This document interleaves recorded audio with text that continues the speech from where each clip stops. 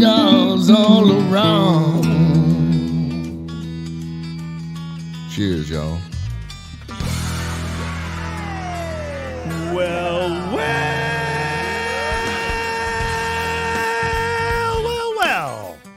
There's such a Pavlovian response to that. Like, that makes me want to drink a beer. Makes you want to right drink now. a beer or maybe some spirits. Welcome, ladies and gentlemen, to this fine little radio and video podcast and program known internationally as the world-famous Smokin Toastin.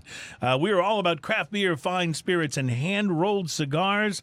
And today is show number 213. On today's show, Smokin Toastin gets religion. Yeah. So you don't even know where I'm going with this, I have do you? no idea. Okay. I think you're going to like it. I think you're going to like it. I've seen the light, my brothers and sisters, and I will be passing it along to each and every one of you because that is what people of faith do. Liliana says hello. Hello, Liliana. Liliana, I am so glad you are listening and viewing today because I'll explain this later, but I am going to try to nominate you to be the high priestess of our new Smokin Toastin religion. She would fit the bill. Liliana, I have no idea what's perfectly. going on here, so we're going to find this one out together. Stay with us. It's going to be exciting. Now, can we get a shot of Mr. Twirligig there, Adam? On Mr. Twirligig is one of the most unique spirit bottles I have ever seen. It is for a tequila. I'm gonna hold this a little closer so we can get a little bit more detail. Yeah, it's Tequila Torero, and it's an añejo tequila, and we'll be sampling it today. But this bottle, that's hand-painted ceramic, and it's beautiful. It's a bullfighter and the bull. And the Matador? The Matador, yes. I really wanted Liliana to be able to see that, so I thought we'd put it up on the Mr. Twirligig there. Our show is brought to you by MyCigarShirts.com. This is the time to go to the website, MyCigarShirts.com, and order for gifts for your friends for the holidays. Yeah, hoodies. It's cold enough today for hoodies. Yes, I know. I've actually got a Smokin The rest Toastin of the country's hoodie been wearing hoodies for about 2 months on. now. Yeah, for several years, I think. I brought them out. So I stopped and got food the other day, and the girl behind the counter said, "I like your sweater," and I said, "This is like the first sweater of the year." That's so cool. That is so cool. MyCigarShirts.com has got hoodies and sweatshirts as well as regular T-shirts. They're all for cigar lovers. They're all a bit cheeky, and I think you will like them. And they're a sponsor of the show. So thank you, MyCigarShirts.com, because Cigars. Yeah. I want that shirt. I want the one that just says "because" on the front. I think that one's coming. And then on the back, but towards the bottom, just says "Cigars." Oh, I like it. That makes people look at my butt. Yeah, well, that's one way to do it. Yep. That's one way to do it. On today's show, we are going to be not only getting religion and telling you what that's all about, but the return of, after I screwed it up last week and didn't do it, the return of drinking news. The return of drink. Yes. How did we miss a drinking news? That's I don't know. so bizarre. Well, we were drinking is one of the reasons because we had our special guest here, Christian from Jura. Yes. Who was here, Christian Olave, and he was so gracious and so wonderful and so knowledgeable. And damn if that whiskey wasn't good. I wrote a song about last week's drinking news. You want to share that with us? Drinking news. We ran out of time for drinking news. Cheers, y'all. That won't happen this week. This year we will have time. Drinking news. This week we will have time. It will definitely happen, and I'm looking forward to the headline teaser for drinking news today. I was working on a coffin when. I don't even know what to say. That's your headline teaser. So yeah. So I got you all wondering about what's going on in today's show. We're also going to do some great tasting. Logsdon Farmhouse ales, Logsdon Czech-Style Pilsner from Washougal, Washington, which I didn't even know was a place. Washougal. Are you familiar with Washougal? I know Walla Walla, Washington. Yeah. Well, Washougal is apparently in the Washington State area as well. And they have a brewery there called Logsdon Farmhouse Ales. We'll be tasting their Czech-Style Pilsner. And then Ian's brought in a couple of interesting beers today from right here in our hometown of Houston. Eureka Heights Brewing Company has released Final Boss IPA. Now, Mini Boss is kind of their flagship IPA in their line. That's so this is Final Boss. So I'm guessing this is like Mini Boss on steroids. It's bigger. Yeah. Like the can is bigger, the beer is bigger. Looking forward to it. And from Saloon, Saloon Door Brewing, Merryculous. Merryculous. So they have their Merryculous. They have their Ridiculous AF series. Okay, so this is the Merryculous. So this is their Merryculous. Their Christmas edition of the Ridiculous AF. It's a Russian Imperial Stout just in time for the holidays. And, of course, you've seen the tequila bottle from Tequila Torero, their Añejo tequila. So we have all of that coming. A lot of cancellations of big cigar events around the world. We'll share some of those with you. Rocky Patel is opening an art museum. And guess what all the art's going to be about? Ooh. Cigars. Cigar art. I love Rocky Patel. I love cigar art. I love the when you go into a cigar shop and they have all the traditional. There's a what is the name of the artist that does a lot of those? Kind of the round characters. Oh, I know who you're talking about. I love that guy. So, yeah. I wish I knew his name, just but great art. I have. That's one of those things that I've almost bought several times, and I keep going. I've got to go back and get one of those. And it's such a great. It's such a great feel and style. Yeah, it's awesome. I love that. We will also be working through a couple of lists for you on today's show, including brewers have picked their 5 favorites for 2020. So these are craft beer brewers who picked their favorite craft beers other than their own. That sounds pretty for awesome. the year. So that'll be fun to we have a lot of lists. Out. We got to do a list of our favorite lists. Yeah. Remember, did I ever tell you the story? I worked for that one radio company once, and they had forms for everything, except they told us in the big meeting when they first took over. This is the best. If there's a form you need and we don't have it, fill out the form request form, and we'll get that form made for you right away. That is the ultimate in bureaucracy. It also what happens when you let an insurance company buy a tech or a broadcasting company. But bureaucracy is real. Bureaucracy on the move. So many things going on this week. I want to get to a lot of these stories. So let's jump right in and let me ask you my favorite question of the week, which is: have you smoked anything interesting lately?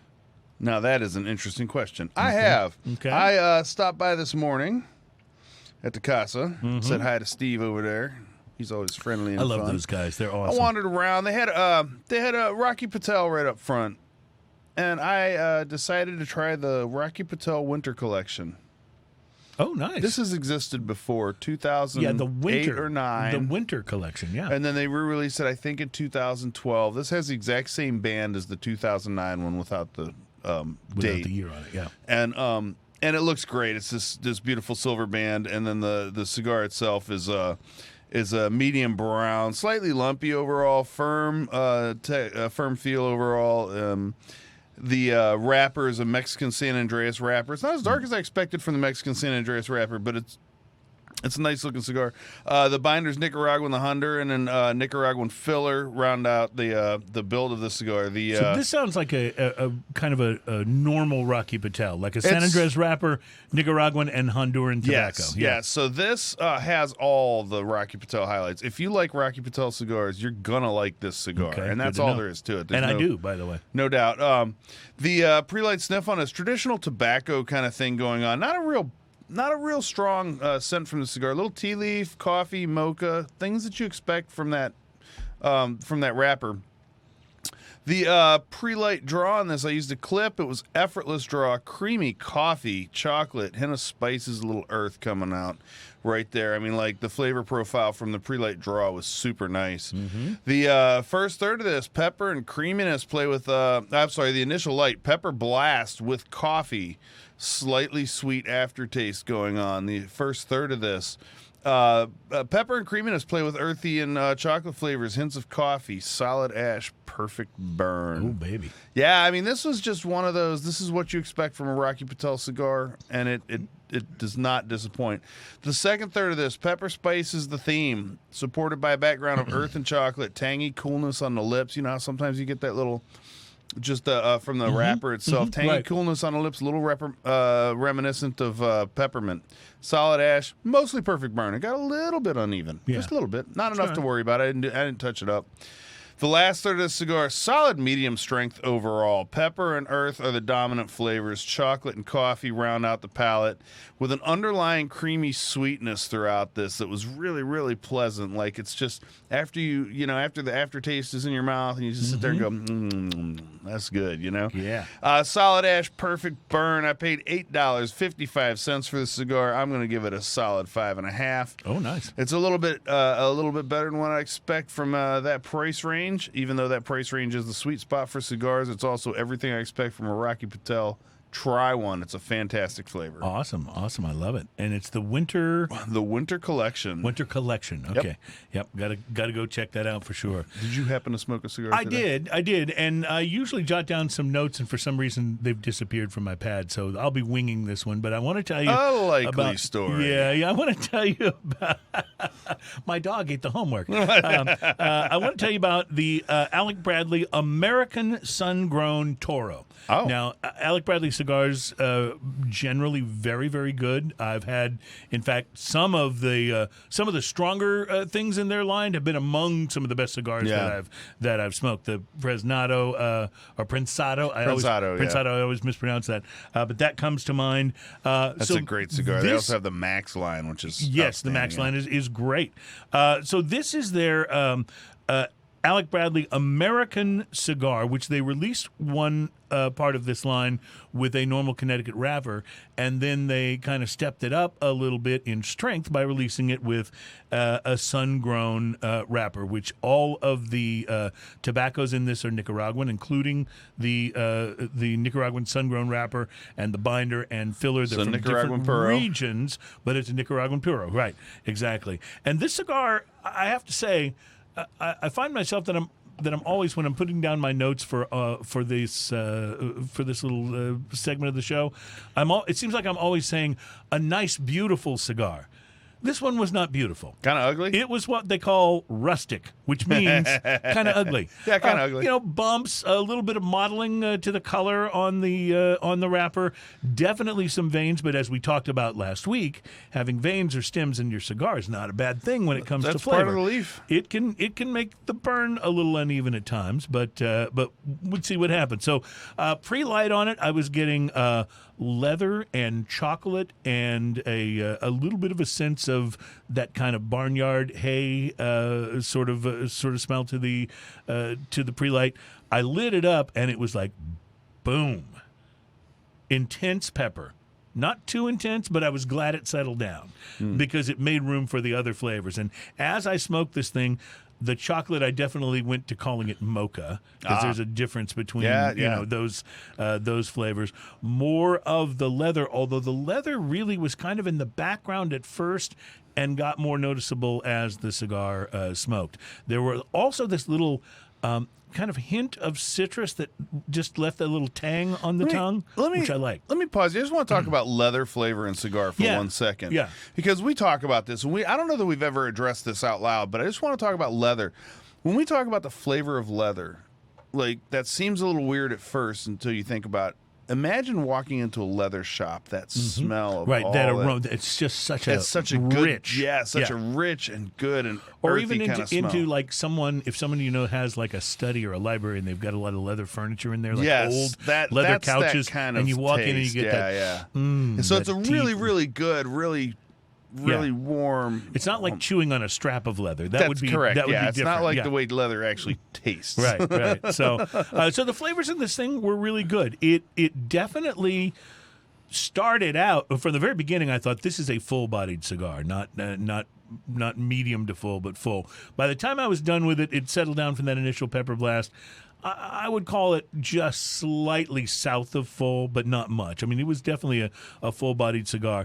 And the burn on it, as you'll be able to see in some of these pictures, it was never bad, but it definitely was a little funky looking. The burn was rustic as well? Yeah, the burn was rustic as well.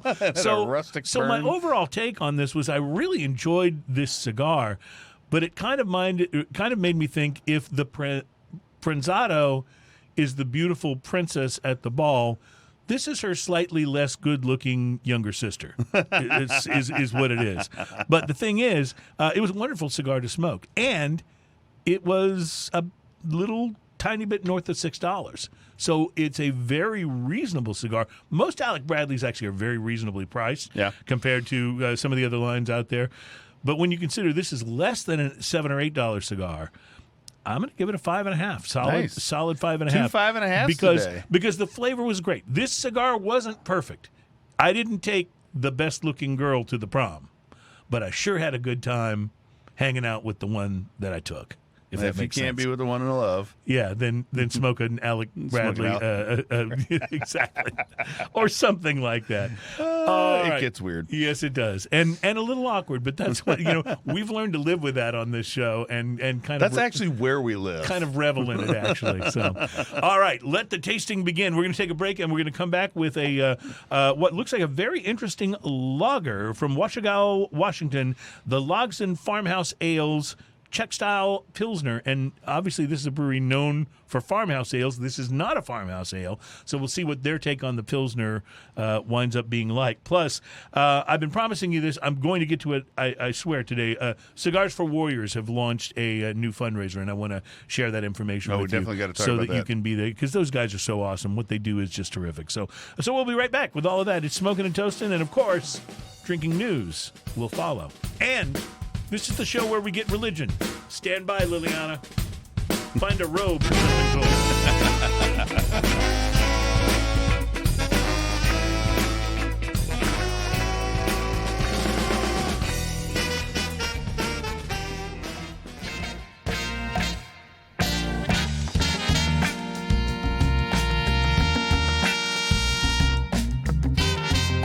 Welcome back. It is Smokin and Toastin'. This is the program that's all about craft beer, fine spirits, and hand-rolled cigars. On today's show, Smokin and Toastin' number 214, the show gets religion. And we'll share that with you very soon, I promise, because it's gonna affect everything that happens from this point on.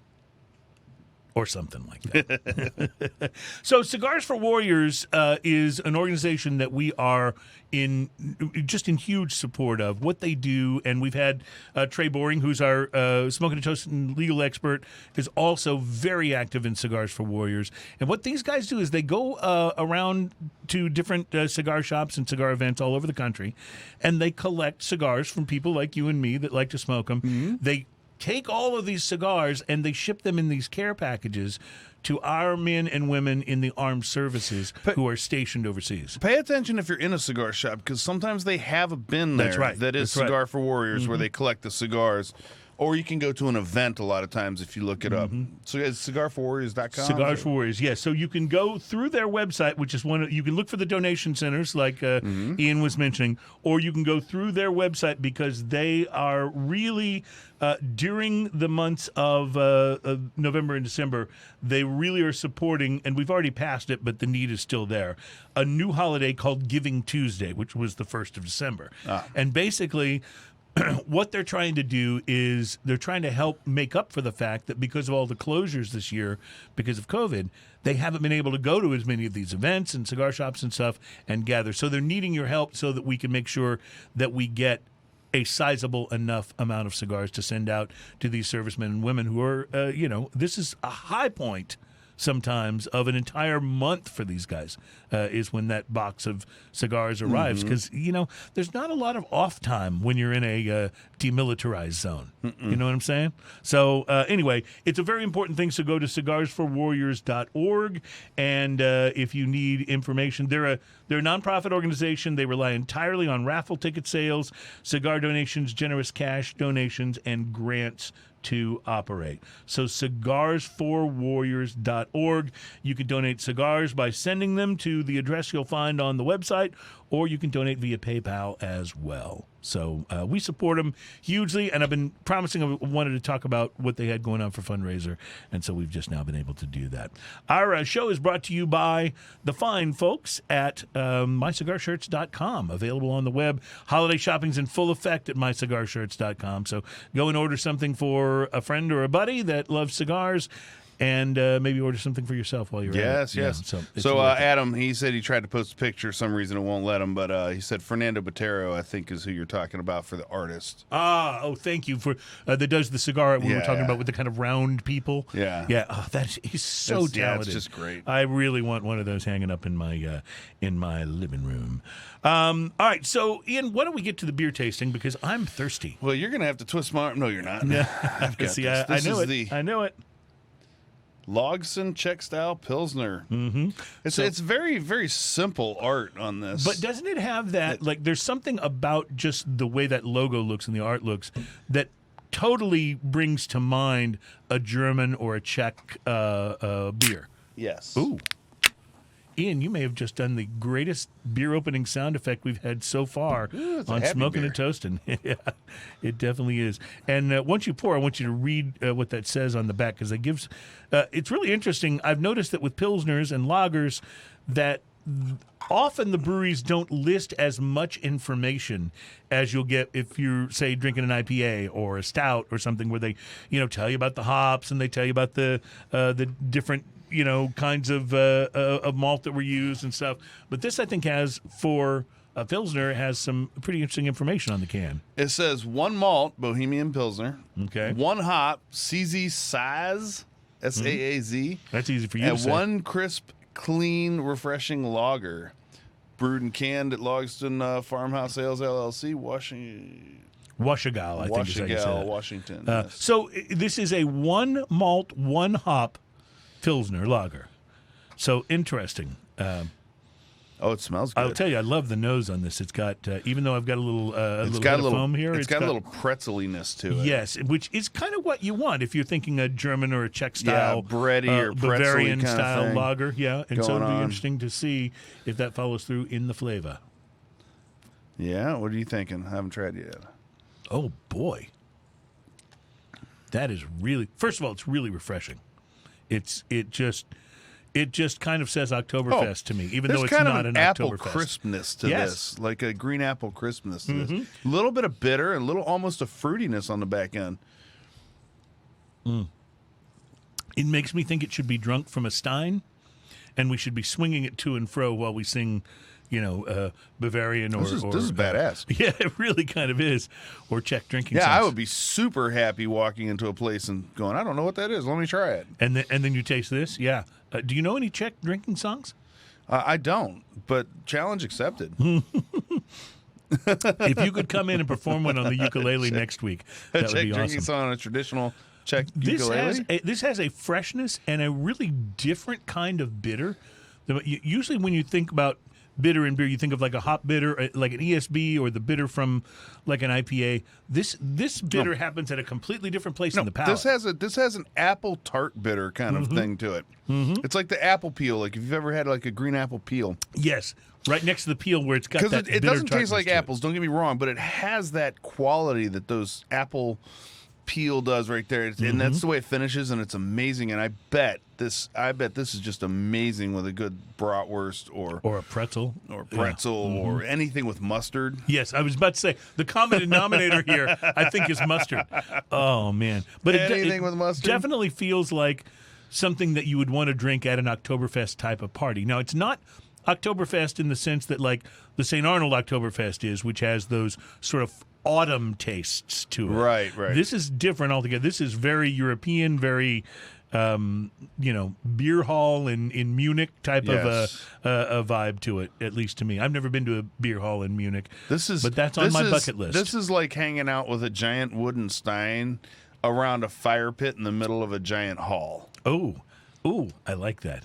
And all they have for seating is log benches. I think next year, once we get past the holidays, we should do a show about the Smokin' and Toastin' bucket list, and you and I can list the things that we want to, kind of make up our bucket list, but only the ones that pertain to smoking and drinking. That sounds good to me. Wouldn't that be fun? Sounds good to because me. I'd love to go to do Oktoberfest in Germany or That would be Czechoslovakia amazing, or a one traditional of those countries. Yeah, Oktoberfest. yeah. I've never had a Guinness in an Irish pub in Ireland. So yeah, there's one. You know, Me those and type my of wife have been things. talking recently about maybe doing a weekend trip to Baltimore, where they have the Open Gate Brewery. Oh yes, this Do is a weekend trip, Guinness's go new in place, yes. and check out the new Guinness brewery over there and and everything. while you're there, you have to have Natty Boh. You haven't ever had Natty Boh, have you? No. Natural Bohemian. It's a Baltimore thing, and I'll tell you, you'll come back, and I promise you, this is what you'll say. I'm so happy to be where the quote bad beer is Lone Star instead of the quote bad beer being Natty Bo. So this because that's what it's like. It's like the Lone Star of This Baltimore. isn't like I want to share like this awesomeness with you. This is like here, smell this milk. It's totally bad. No, this. In all honesty, it's just one of those things. Like you need to experience this. This is one of those. For being a host of Smokin Toastin, you need to experience what that city embraces. It's kind of like if you go to Philadelphia, you gotta have a Yuengling. Except Yuengling is really good. Yuengling is good. Yeah, so there's that. But anyway, Natty Bo, everybody has to have one. I'm enjoying once. this beer so much. Yeah, it really is good. I've noticed you've refilled both of us here. This might be one of the better Pilsners we've ever had on the show. I would go so far as to say that it is definitely, if not the best, it's one of the best for sure. I was going to complain at first about the excessive carb on it. I don't even care about that. It's delicious. This delivers like from front to back. Like this is beer, buddy. Oh, it like is. If this just had a label on it that said beer, this is what I expect. So for everyone who's ever thought that they really like the taste of, say, a Miller, but they just wish it had more flavor, this is your go-to. Yeah, this is awesome. Where you take that style and that sort of tone, and you actually craft something with it. You know, because it's not a heavy beer either. No. This is not like a huge flavor. This is actually a pretty light, pretty easy sessionable beer. It's only 4.5%, so it's right in that neighborhood. And I don't have the sense that this is a seasonal. I don't know that for a fact, so we'll have to look that up. But if you are in the Washington State area, you should be able to find this, and it is definitely worth seeking out. Definitely. I have a brother-in-law that lives up in Portland. I wonder if he can get that up there. I bet he Might can. have to get him send me I bet he something. can. Although Portland is known for being a little persnickety. I don't know if they allow any beers inside their city limits from Portland is known other Washington towns. known for being Portland. No, I'm just messing with you, Portland. You're an easy target, just like we are here in Texas. We're an easy target. I get it. All right, let's take a break. We'll be coming back to taste one of the beers that Ian has brought in, and I'm super excited about this because I love Eureka Heights Mini Boss IPA. That is a wonderful, wonderful beer. So now if they've taken it up a notch and they're bringing us the final boss in the larger can, I'm super stoked. And I see you reaching back into your bag. You're going to show that to the camera and put it out on Mr. Twirly Gig while we take a break? On Mr. Twirly Gigs. Check it out. All right, so we'll be right back. Smokin Toastin. And when we come back, I promise, info about how we're getting religion and why you, my brothers and sisters, will want it too. Excuse me. It's too bad I didn't think about bringing a mini boss to put right next to it.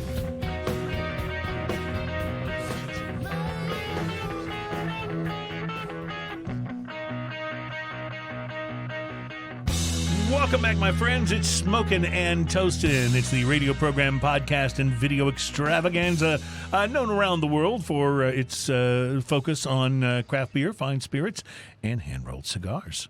We're pretty good at those things. Yeah. We practice a lot, though. I was going to say, there's not that many things I'm good at. I'm kind of good at those things. I've discovered. Most of my friends will back me up on this. Our program is brought to you by MyCigarShirts.com.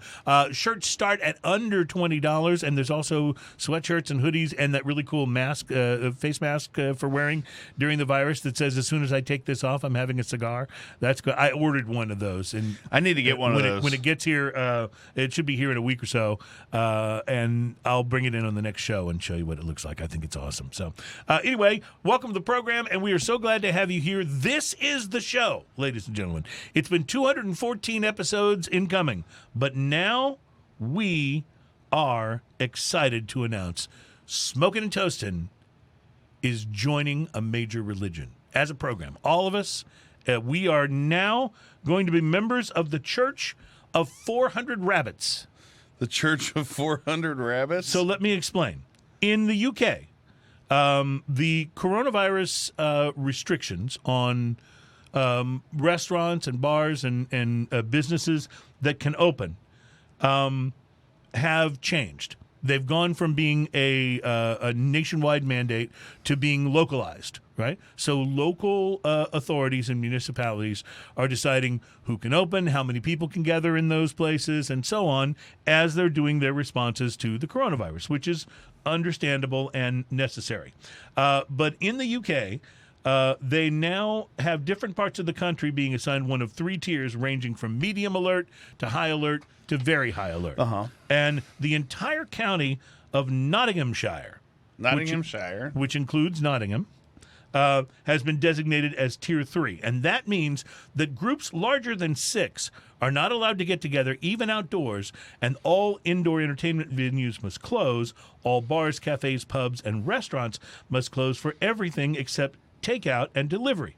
So what this means is that a small establishment called 400 Rabbits, which is a mezcaleria and tequila bar in Nottingham, has to remain closed. But the church of the 400 Rabbits would be allowed to keep its doors open, since houses of worship are allowed to resume their services. And we recently had a similar thing happen in Pennsylvania, where the Supreme Court upheld that the houses of worship were not required to abide by the same laws or pay taxes, but that's a whole other thing. They were not required to abide by the same laws as far as social distancing and all this other stuff is concerned. So, since houses of worship in Nottingham are allowed to resume their services regardless of what tier they're located in the UK, the bar's owner has submitted the paperwork to get 400 Rabbits reclassified as a place of meeting for religious worship. And you know what? I'm in. Where do I join? Sign me up. Because if tequila is the religion, I'm so down. And I'm thinking we could even form our own. We could be like missionaries for the Church of the 400 Rabbits. We could set up a spot word here in the U.S., spread the word. We could proclaim Liliana, our tequila expert here on Smokin Toastin, and one of the greatest guests we've ever had on the show. We'll proclaim her as the high priestess of 400 Rabbits.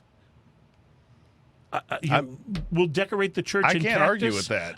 This is the show. So my brothers and sisters, come along with us on this spiritual journey. We'll be taking and imparting some of this tequila here in the next segment. But right now, my friends, it is IPA time. Ian, I'm so excited about Final Boss. Now, Eureka Heights has shown themselves to be one of the more interesting and innovative of our local breweries here in our greater Houston area. They've always come up with very interesting stuff. And one of the things I love about Eureka Heights is when you go in there, and obviously this has been curtailed a bit by the pandemic. When you would go in there before, I just love looking at, it's not a unique thing, a lot of breweries doing it, but just looking up at that chalkboard and seeing what they have, they have and finding, ooh, I've never had that one. Because they do like a lot of breweries do. They have their core line, and their core line's actually pretty big now. Yes, it is. It's grown a lot, really has. they're not afraid to step out. One of their core lines is Wicked Awesome.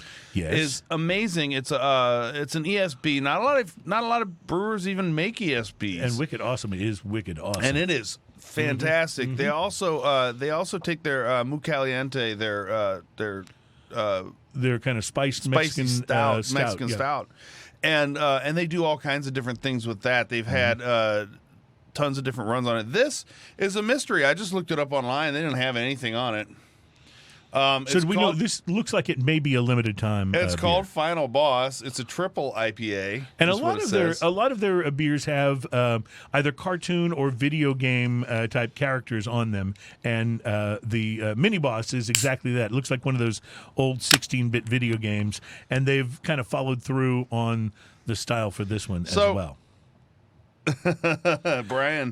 Wiki Brian says loves the Wicked Awesome. Yeah, Wicked Awesome is a really great beer. Now, I'm wondering, with this being a triple IPA, Ian, if this might wander into uncomfortable territory for you for IPAs. I mean, I don't know. We haven't tasted it yet, but you're much pickier about them than I am. I will tell you that I almost always like a double or bigger IPA more than a standard IPA.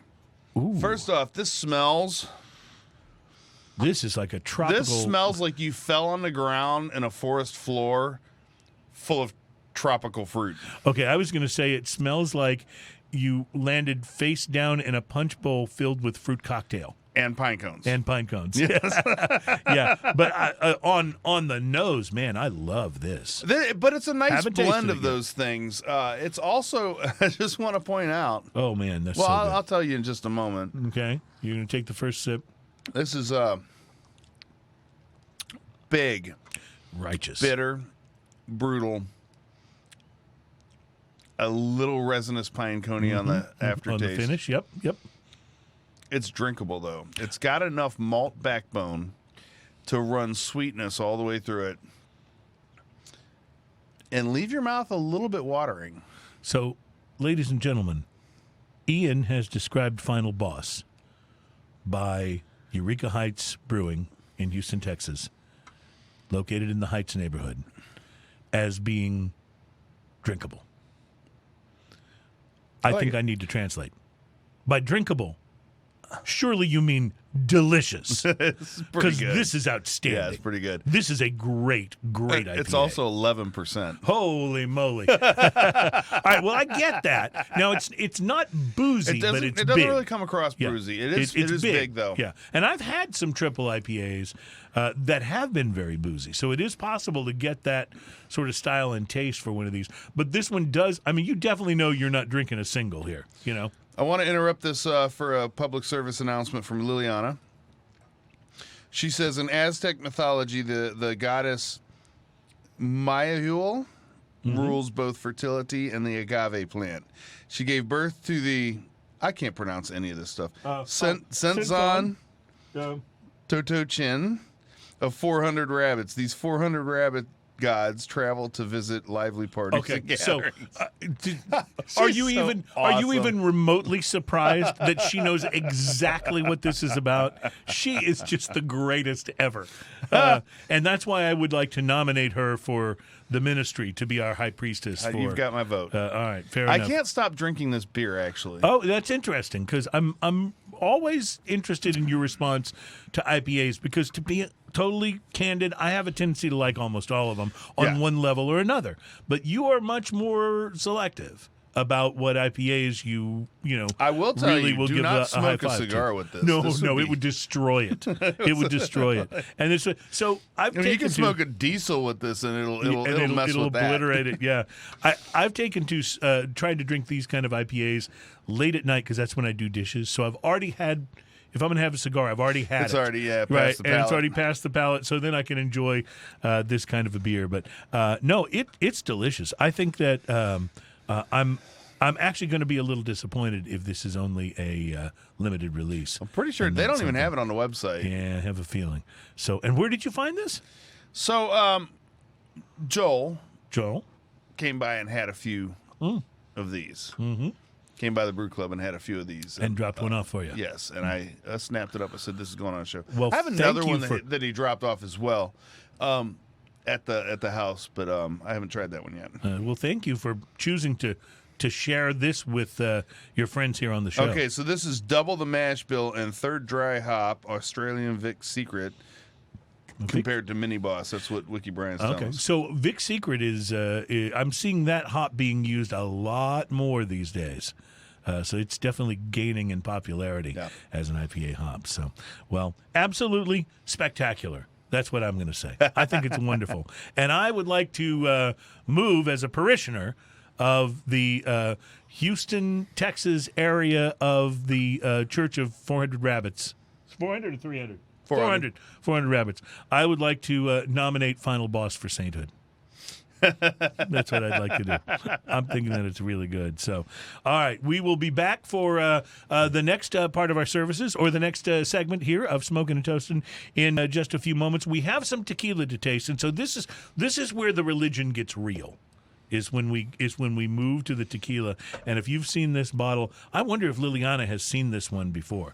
Because when I found this week, it was the first time I'd ever seen this bottle. And I'll just point out It is tequila. Liliana knows all. I know. As I'll just point out, tequila may be the only spirit where a kind of a interesting gimmicky bottle should not put you off.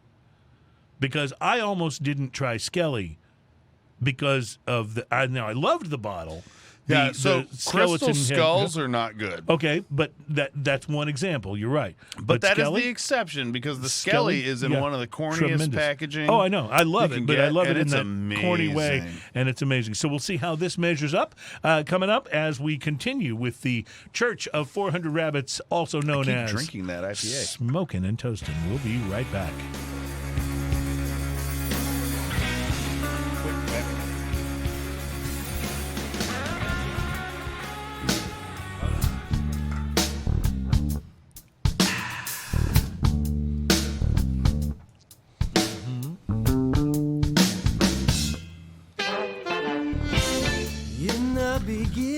back. It is Smokin and Toastin. We have the program that's all about craft beer, fine spirits, and hand-rolled cigars. It's show number 214. Smokin and Toastin gets religion, and we are brought to you by the fine folks at mycigarshirts.com. Cigar shirts for cigar lovers starting at under $20. mycigarshirts.com. Buy them now because... Cigars. Cigars. Thank you very much. So I was going to save this story for drinking news, but I already had drinking news lined up. And this was just too good. So this won't be drinking news. Drinking news. This story is not part of drinking news. Thank you. See, I feel better about it now.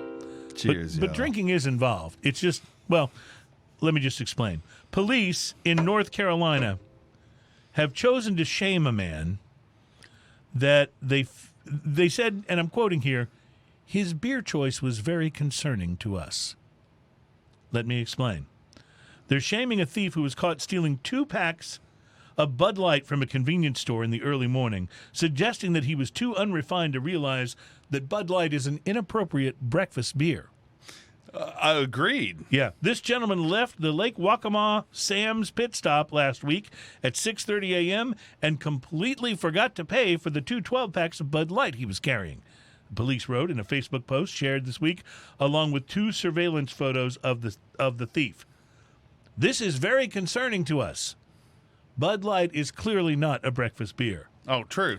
The Lake Waccamaw police went on to ask for the community's assistance in identifying this gentleman so that we might educate him on the benefits of quality over quantity. There are beers that have breakfast. There's Founder's Breakfast Stout, Kentucky Breakfast Stout. I mean, come on. While they didn't offer any specific examples of their preferred beers to pair with eggs, pancakes, or even Fruity Pebbles, the police did indeed suggest that any kind of breakfast stout, which are often brewed with notes of coffee or chocolate or even maple, is a better choice than a lager. A representative. Porters would also be acceptable. Not Scotch Ale, though. Scotch Ale is not a breakfast beer. But that's more lunchtime or later. It does say in this article that police did offer a kind dilly-dilly to any Bud Light fans they may have offended with their comments. So I thought that was awesome. Wouldn't you love a police department that was not only concerned with protecting and serving, but also concerned with helping people realize that you're making a mistake in life. Yes, that's right. You are going down a wrong path. Let us help guide you to a good place. See, that's the kind of thing that you want to hear about. That's a feel-good story because, That's exactly right. man, you're doing this wrong. Right now, there's somebody who was thinking, defund the police, and they've just rethought their stance. Look, stealing beers is wrong. Yes. But that's not a good beer. Right. That's absolutely right. Let's get down to what really matters in that whole statement. That's exactly right. I love that. All right. Well, thank you to the Waccamaw Police Department in North Carolina. Ian, it is time to perform our religious rite of the sacrament of tequila. And if 400 Rabbits is now at church, and we're joining, and Liliana is, by the way, has accepted her nomination to the ministry. So we're going to have our own little chapter here, and we're going to do some, some things that parishioners do. Well, I would like to point out that drink. This is easy to open. Is it? Yes. Well, it's almost like they used to have some kind of seal around here, and it's gone, and we don't have to worry about it anymore. I don't know. It's a ceramic.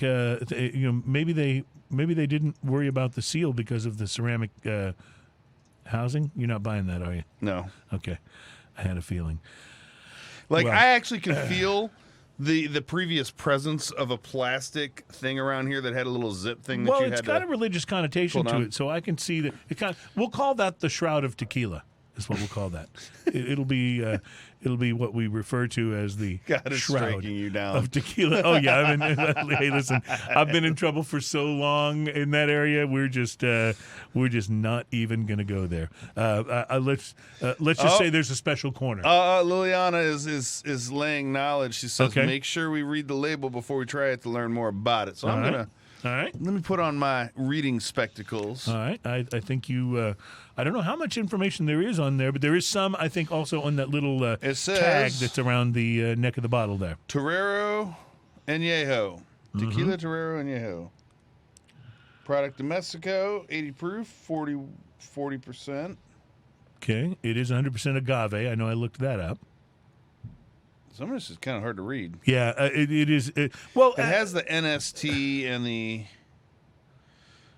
Liliana taught us what to look for. Yes, and 100% de agave. Let's see what it says. Yeah, see what it says on the card there. Beginning with the art on agave lands from Tequila Jalisco, Mexico. Tequila Torero. Tequila is the Mexico's beverage, making a tribute to the bullfighter. They have this great little picture in here. Yeah. That's it though. That's all they said. Let's see if I can get that picture on the old cam there.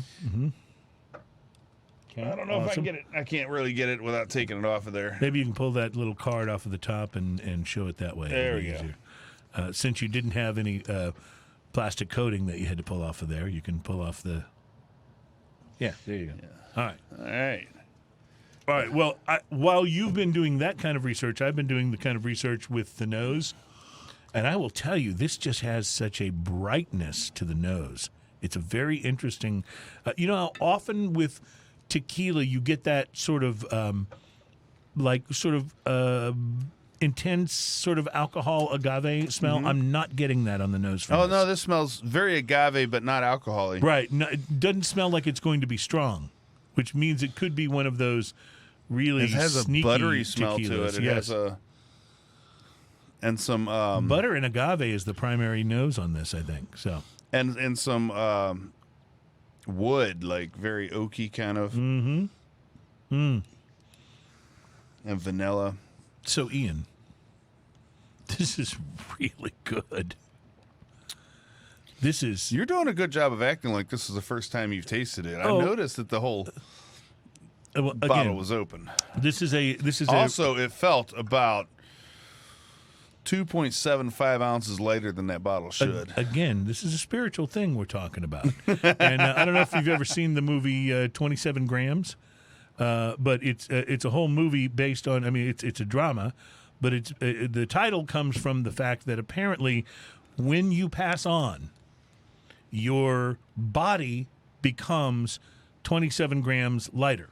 That's supposed to be like the weight of your soul. So that's supposed right? to be the weight of the soul, right? All right. So I'm thinking there's a similar thing going on with the tequila. To assuage Liliana's questions, we do have 100% de agave. There's a NOM number on here, but I can't read it. It's kind of embossed in this thing on here, and it's a little shiny, but it does have the NOM number and Yeah, it is 100% other agave. information. Yeah, so it is I 100% believe agave. that she would approve of this. I believe she would. Plus, especially that now packaging is just especially now that I've amazing. tasted it. So what do you think of the taste of this? Let's talk about that. Okay. See, I just borrowed that from Good Mythical Morning, by the way. Oh, okay. Let's talk Good. about that. Good. Well, I like how you took off the specs when you did it. That was I was going to do that. that pointing David, thing. David, what's his name? You Yeah. know, the thing I can't. That pointing thing is what you're talking about, right? This is. Remember what I talked about? I could tell on the nose the buttery, the agave, the vanilla, the oak. Lots of vanilla. This is yeah. all of those things rolled up in one deliciousness. Like, I want to dip pastries into this. It's so good. It's so delicious. It's got a little bit of a syrupy quality to it, in that it tastes almost dessert-like. It's not too sweet. It's not any of those things. So I don't want any negative connotations coming from that. But it's very. No, I know what you mean, though. It's got a dessert-like quality to it. There's a powder sugariness to the finish too. That's kind of nice. You know, powdered sugar has that kind of that specific flavor to it. If it wasn't for the tang that it leaves on the tongue, which is all agave. Yeah. You almost could mistake this for another spirit. There's but the also tongue tang keeps it from. There's also happening. this beautiful light, super light pepper in the retrohale. Yes, in the retrohale, absolutely. You don't really get it. Yeah, you don't get it up front. And then this warm whiskey hug or tequila hug, if you will, that comes up and just hangs out right behind you for a while, and is just absolutely lovely. You know what it makes me want to say? It makes me want to say hallelujah. Oh, makes me think. I love it. Yeah. Even though that song's about shooting tequila instead of sipping it, but yeah. No, There's not that many words to it. No, I don't think in he fact, ever mentions shooting. I think the only thing he actually says in the song is tequila. Tequila. Yeah, I think that's right. But I will tell you though, Ian, I'm always amazed. It doesn't amaze me that whiskey makers are able to come up with so many different takes on the spirit, takes on the juice. Yeah. I'm always more amazed at tequila because it feels like there are fewer options available. The aging process isn't as long. Some things are a little more standardized, I think, in terms of how the juice is made. So I'm always amazed when I taste a new tequila that seems to be really different from all the other ones that I've tasted. You know? And I think that we also tend to take a little bit for granted that we've tasted quite a few tequilas right now. You having tasted many more than I, but even at this point from this show, I've tasted enough tequilas to be able to really separate flavors. I think a lot of people who are very new at this get the obvious tequila flavors, but they don't necessarily get to separate them. So my suggestion is go buy good tequilas, and they're not that expensive. Like, you don't have to spend a ton of money on tequila to get great tequila. Amazing tequilas start at like $30 to $40. That's right. Amazing tequilas. Amazing tequilas. And we had one on the show not too long ago that I think was $31. It's one of the better tequilas we've had in the last year. Yeah. And it was Tequila Mico, M-I-C-O. Yeah. So if you're looking for a good place to start, it's also very user-friendly if you're new to tequila. Where did you find this bottle? I found this at Specs. At Specs? Yeah, at Specs. What did this set you back? It was about $70.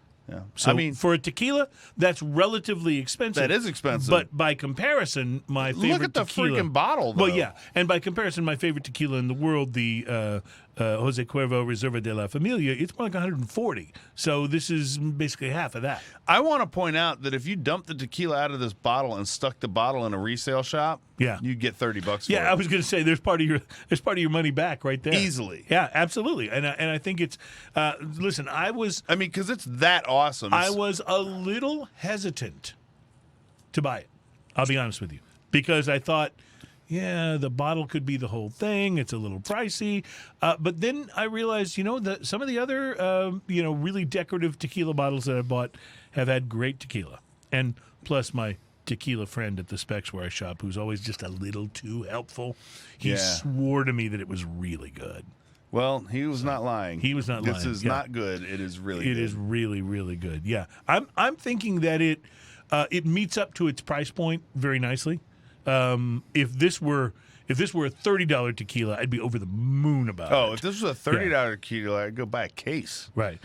But at its price point, I think it comes in as worth it. It'd be at least a 5 on the price to quality scale. Well, like I if we said, were to this apply is that. a bottle that you drink the tequila a little at a time, but you display the And then bottle you- at all times. And the bottle, it's hard to describe unless you're actually looking at it. This isn't just a chintzy cheesy bottle. This is a real deal piece of art. No, it really is, and it's hand painted, the whole thing. And I do have a I question. feel like we're now selling it on a on a TV. Yeah. What's the on one of those channel. HGTV Yeah. things. So I do have a question for you, though. You mentioned something about drinking it a little bit at a time. Yeah, What does that mean? that's a good question. I don't know. I'm not sure I know that either. All right, let's take a break. We're going to come back. We got one more beer to taste, and this one I have a feeling could be, although we've had 2 really good beers, this could be the most interesting one, because this is the Merryculous, the Russian Imperial Stout from Saloon Brewing, and their Ridiculous series has been quite a hit, and so we're looking forward to trying that one for you. Plus, it's our final segment of the show, and you know what that means, Ian. We get to open a present. Well, I was talking about drinking news. Oh, drinking news. Yes. So drinking news is next. It's Smokin and Toastin. Stay with us, please. It's really good tequila. Yeah.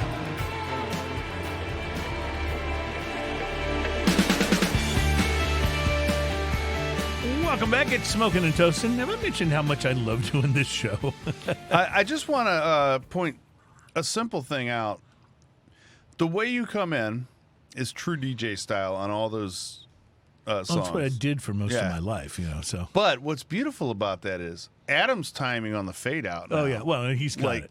Yeah. Like you guys have just like magically. It's why we talk about Adam on the wheels of steel. Yes. It's more than just sitting behind a producing board. He is like a DJ over there. Yeah, making he it happen. knows exactly where to go. Also, he does all the camera shifts and all that stuff. Right. It's pretty amazing. And when we do drinking news, he puts up the drinking news photo if we have one, which today, in fact, we do. We have a drinking news photo. We do, and it's time, ladies and gentlemen. It's time for drinking For news. drinking news. While Ian's picking up the ukulele, let me remind you that we are brought to you by MyCigarShirts.com. Check them out online. They have great cigar shirts of all kinds. They're really snarky, and you'll love them, and they're not expensive. You know what? And they're a sponsor. It's MyCigarShirts.com because... Cigars. Thank you. I don't feel like playing the drinking news song today. You don't? No. Wow. I'm going to let Adam play it instead. Oh, all right. Well, Adam on the wheels of steel. There's a podcast all about cigars and booze. Hanging out every week with Ian and Cruz. Spirited discussion and cigar reviews. And the segment known around the world is drinking news.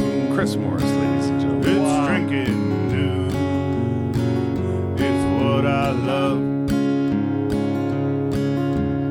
Me and a Florida man and a bottle of rum. I'll pour another round. What do we got to lose? Let me tell you a story. Swear to God it's true. Well, a night on the town. It keeps going. We took a turn to the south. When I started drinking that whiskey and running my mouth, I belly up to the bar. Another round or two. That's when the gambler said, I got a bet for you. Wow. He gave us 7-1. You know we couldn't lose. So me and a Florida man fought a kangaroo. We win a couple of rounds. They beat us black and blue. Lord, I hope we don't wind up on drinking news. On drinking news. Wow. It's a full production. Mama, I hope I don't wind up on drinking news.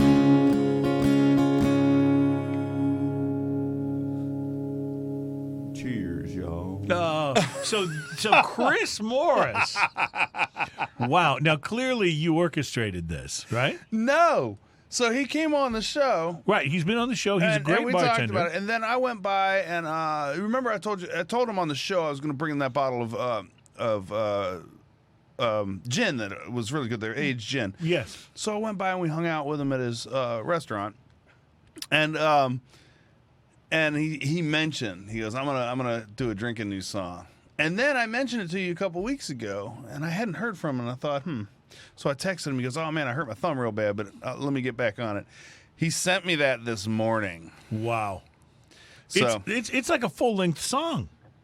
oh, It's not just a verse and a chorus. Real deal, it's man. a He's not joking. full length song. So And he nailed so all it went of like the, this. Yeah. He sent me a text this morning. Says I got a little something for you, and I said, of course, is it a pony? Which is what you would always And say. he says, with enough LSD, anything is possible. Yes, yes. Then he got my email, and he told me he sent it to me. I laughed about it, and I said, and then he sent me, and in case you were wondering, which I know you were, yes, I was naked when I recorded the vocals. Of course he you was. now have to live with that knowledge. To Yeah. which I responded, thanks. I am currently trying to poke out my mind's eye. Yes, uh-huh.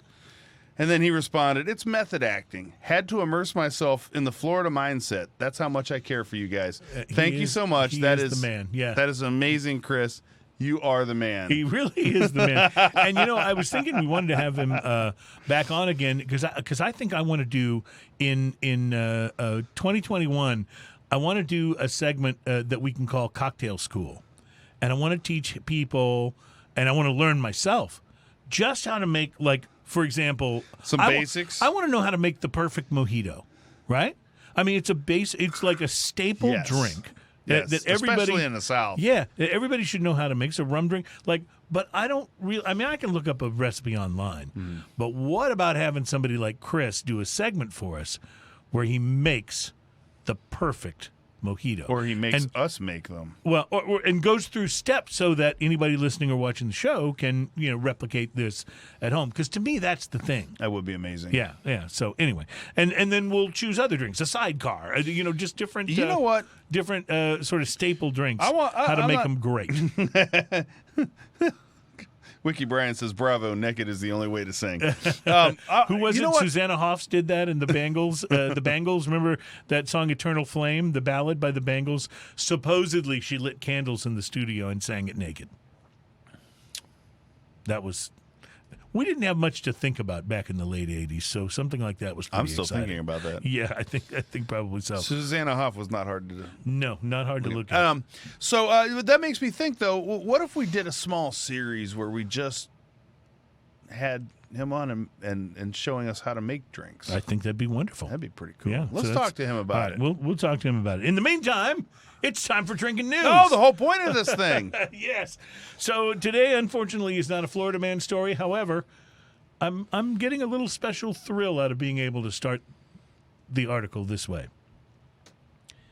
An Indonesian man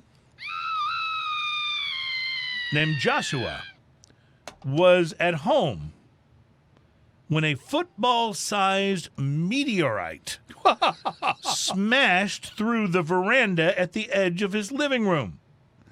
What? So check this out. Experts have hailed this 4.5 billion year old space rock that crashed into the guy's living room as one of the most significant meteorite finds ever, saying that it could contain elements which could give clues to the origins of life. Not just like clues to something or other. The origin of life. I was expecting you to say, and then he touched it and turned into a big green, mad person. No, he didn't do that. But he has already sold the rock to a specialist collector who gave him enough money to retire and to build a new church in his village. And by the way, I have a suggestion for the denomination. Let's go 400 rabbits 400 there. Yeah. rabbits. Anyway, he said, I was working on a coffin. He makes coffins, this guy. Can the story get any weirder? He makes coffins. He's working on a coffin near the street in front of his house when he heard a booming sound that made his entire house shake. It was as if a tree had fallen on us, it said. It was too hot to pick up, so my wife dug it out with a hoe. Always like a story where you can say the word hoe. My wife dug it out with a hoe, and we took it inside. He was given the equivalent of 30 years' salary for the rock. Huh. The kind-hearted dad of three pledged to use some of the money to build a church for his community. He said, I've also always wanted a daughter, and I hope this is a sign that it will be lucky enough now to have one. I don't know how a meteorite falling on your house while you're building a coffin is a sign that you're going to be lucky and have a baby girl, but hey, whatever works for you, pal.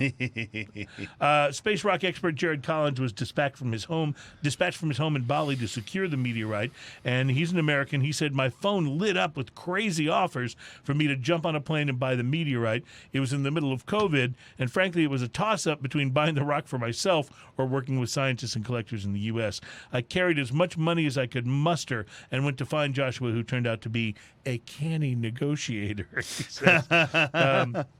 So payments for the meteorite secured by a second collector are currently on sale for eBay. The main rock is listed at nearly $1.8 million. So congratulations to Joshua. And the rock got smashed to the ground back in August. Other meteorites have commanded high prices, too, due to the rare metal that's in them. But this one is one of the most valuable of all time. So there you go. And we He had did to have have the enough money photo. to repair I his wasn't home, watching I'm the sure. feed. We did do the photo, right? Yeah. Okay. Cool. Yeah, enough money to repair his home, build a church, and maybe do some, fertility testing to see if they can figure out that baby girl issue. Is what I'm hoping. So, ladies and gentlemen, there was your drinking news. I detuned this for effect before I said I didn't want to play, Yeah. so now I got to retune it. Drinking news, Now it's time for drinking news. Drinking news. Drinking news. Now it's time for drinking news. Cheers, y'all.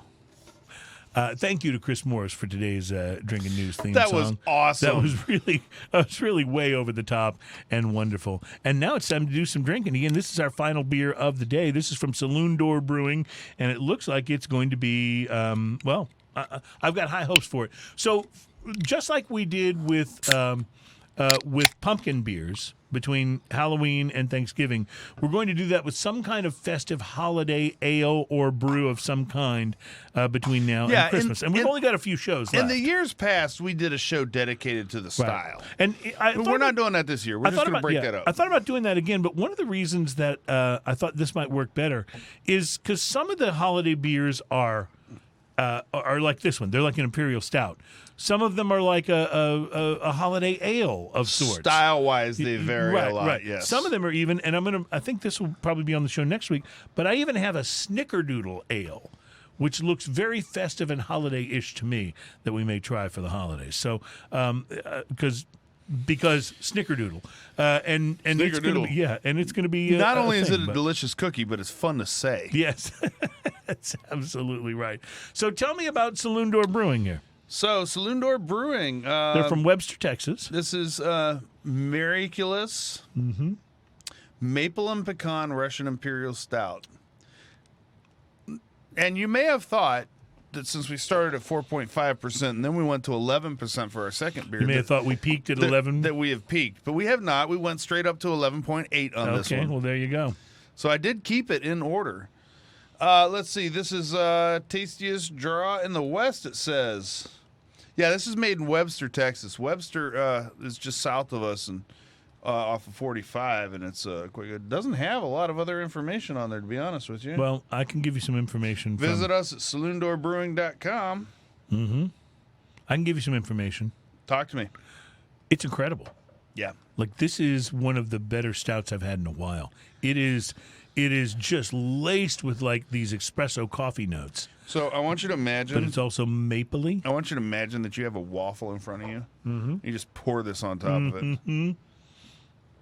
It's like you poured a coffee-infused maple syrup on your waffle. Yeah. And to be honest, the only thing about it that hits me as Christmassy is just that kind of overall, I don't know, the concept of, I'm not a big coffee drinker, but I suspect that most people who are drink it more in the winter. I'm going to talk about a southern thing here. Okay. Because I don't think you get these anywhere else. But I want you to think about this for a second when you take a sip. Okay. Pecan cluster. Oh, yes.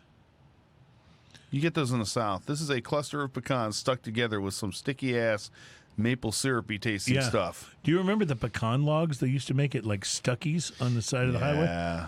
Yeah. That's a little. It's got a little more like a Divinity or an Afternoon Delight kind of a stuff, and not quite as mapley, but it does remind me of that. There's definite pecan in here. Definite pecan. Yeah, this tastes like a pecan cluster dipped in coffee. All right, so I'm just going to suggest this. If you're relatively new to finding and figuring out different tastes in beers, and you're looking to like expand your knowledge there, this is a great one to try. And the reason is because the flavors are so distinct. You no matter if you're a total novice at this, like I am, you'll be able to immediately pick up on the espresso. You'll be able to immediately pick up on the pecan. It'll be a good learning lesson, and you'll have fun doing it. So, what are we looking at here? Ah, yes, that's the artwork. So Adam sent me this artwork. That's the artist we were talking about. I love that. I just guy's noticed artwork. it. I don't know if it just so came through, but I awesome. just noticed. Yeah. It is just and so that's awesome. very much the style. All the people in it are very round and smoking cigars, and it's very cool.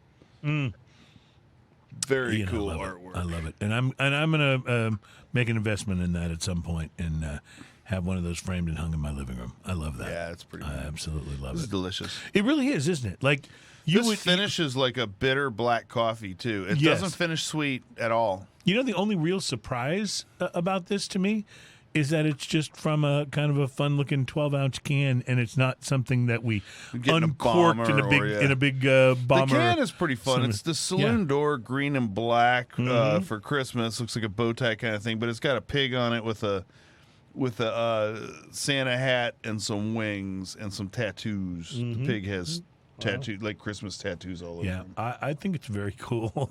It's pretty fun. So bravo, Saloon Door. That's great stuff. Yeah, buddy. That's great stuff. There are so many great little breweries popping up, and I just want to mention this because we just went past across the Thanksgiving holidays was, and we talked about this on a previous episode of the show, but Small Brewery Day, and it is so important to find a way to support your local small breweries right now, because as things have kind of gotten a little worse in terms of virus surges, there's been a lot more imposed lockdowns. A lot of the guys who have been able to open up a little, do a little more business, are now having to go back the other way because of restrictions, and we certainly understand why. But these guys, we need these breweries around when this is all sorted out, when the vaccine is finally out and effective, and we can go back to doing some of these things. Also, I don't want these breweries to disappear. I want to point out, wearing a mask is not that big a deal. And if you see people wearing a mask under their nose, please kindly point out to them that they wouldn't walk around with one eye covered and say they were blindfolded. Yes, thank you. Like, that's not how a mask works. No, it's not. And Stop it. That makes me crazy. And I've never, of all of the national health warnings, and Our stuff, listeners don't do that because our listeners are much smarter. yes, that's what I think. We have a But smart if you batch. see people out there Yeah. with it under their nose, I mean, obviously you don't know how the respiratory system works. If Yeah, that's the way it explain to works. me how that's protecting you. Yeah, especially when you sneeze. Exactly. Well, thank you for that public service announcement. Yes. I would like to thank you for bringing in excellent beers this week. Thank you. I don't always get the chance. Nothing was chewy. You usurp the beer. I kind of a do. lot of time. Yeah, I kind of do that, don't I? But I'm bringing in an IPA next week. yeah. Well, you told me that it's one I'm going to be impressed with. So, If you're not, I'll be surprised. well, I did get religion this week, so anything is possible. I want to say a big thank you to those people who come on the show chat and watch us and Love the chat along. comments. They're so The fun. comments are so awesome. They just make us feel like, wow, somebody's actually watching. But thanks to Bruce, who's here very regularly. Thanks to Wiki Brian, and a big thanks to seriously, our best guest ever, Liliana, Yeah, she's amazing. our tequila expert who's been on with us this week, and it was great timing too, as we all joined the Church of the 400 Rabbits, our new tequila religion. So I'm very excited about this religion. Where the Kool-Aid is beer. Oh, can you imagine how great the communion's going to be? Oh, it's going to be awesome. So, all right. Thank you to everybody involved in making this thing happen. We are Smokin Toastin. We were off last week for Thanksgiving. We'll be off in a couple of weeks because it'll be Christmas Eve, so we won't do a show on Christmas Eve. But we got a couple of shows before then, and we have some very exciting things to get together and talk about. The end-of-the-year lists are pouring in, so we'll be talking about the best beers and the best scotches and the best bourbons and all kinds of different things as the year comes to an end. Oh, and Cigar Aficionado, by the way, is just about. This is how big a deal they are. Tell me if these guys are great marketers or what. They've sent out a press release about the release schedule for the 25 best cigars of the year for 2020. A press release. It's not for a the press release release about the actual list itself. It's a press release saying, here's when we're going to release the information. That's almost like if you need a form and there isn't one, fill out the form request form. The form request form. But anyway, that's coming, and those are always interesting because Cigar Aficionado has the power to be kind of like kingmakers. I mean, if you look at what they did, what we know they did for EP Carrillo, when they named the Encore they do this every year. number one. Every year, the number one, and it's going to sell like crazy, and it's deserved. The cigars are great, and I love what they do for the industry. So I'm glad to finally be able to find the Aging Room Quattro available again, because after it got number one last year, it was hard to find for a while. Yeah. So anyway, so we look forward to a lot of those lists. There's a lot of great stuff going on, and next week I promise we'll get into this. What exactly is 700 mile per hour bourbon? Because it's a thing. I don't know what to say about that. We will talk to you about it next week. Have a great one, my friends. Thank you so much for supporting us and for checking out Smokin Toastin. And as you've heard a time or two on the show today, cheers y'all. Thanks, Chris Morris, for our song.